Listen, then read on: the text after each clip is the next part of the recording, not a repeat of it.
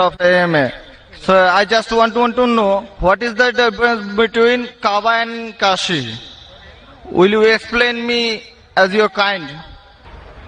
بھائی صاحب نے سوال کیا ہے کہ کعبہ اور کاشی میں فرق کیا ہے. کعبہ اور کاشی میں فرق کیا ہے؟ کعبہ قرآن مجید میں اللہ سبحانہ وتعالیٰ فرماتے سورہ عمران میں سورہ نمبر 3 کہ کعبہ اللہ سبحانہ وتعالیٰ کا سب سے پہلا گھر جسے کہا گیا بکہ، اور اللہ تعالیٰ فرماتے سورہ بقرہ میں سورہ نمبر 2 آیت نمبر 144 میں کہ آپ جدھر بھی ہو کعبہ کی طرف منہ کرو، مسجد حرم کی طرف منہ کرو اور آپ نماز پڑھو.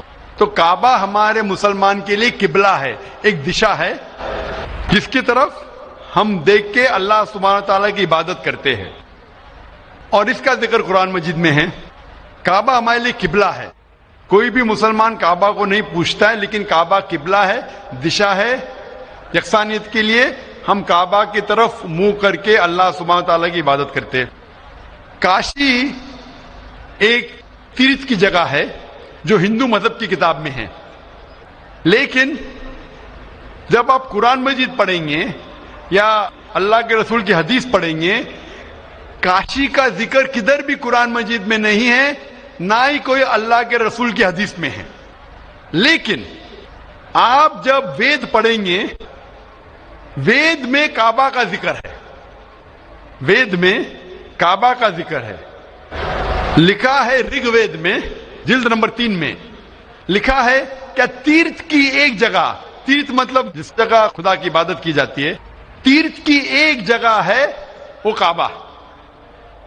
تو کعبہ کا ذکر ہندو مذہبی کتاب میں بھی ہے، قرآن میں بھی ہے اور بائبل میں بھی ہے. بائبل میں لکھا ہے بک آف سامز میں chapter number 84 verse number 2 to 6 میں لکھا ہے blessed are those people who visit the valley of Bakka. تو بائبل میں بھی کعبہ کا ذکر ہے، ہندو مذہبی کتاب میں بھی کعبہ کا ذکر ہے، اور قرآن میں اسلام کی مذہبی کتاب میں بھی ذکر ہے. تو اگر ہم یکسانیت پہ جائیں گے، جو کامن ہے اسے لیں گے، تو کعبہ صرف کامن ہے تینوں مذہبی کتابوں میں، اور مذہبی کتابوں میں بھی لکھا ہے.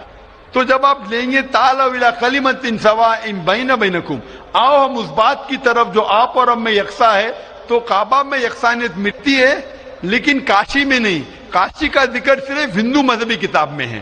تو اگر ہم یکسانیت پہ عمل کرنا چاہیں گے تو آپ اور ہمیں ماننا پڑے گا کہ کعبہ اللہ سبحانہ و تعالیٰ کا گھر ہے اور عبادت گاہ ہے، عبادت کرنے کی جگہ ہے. Hope answers the question. Thank you.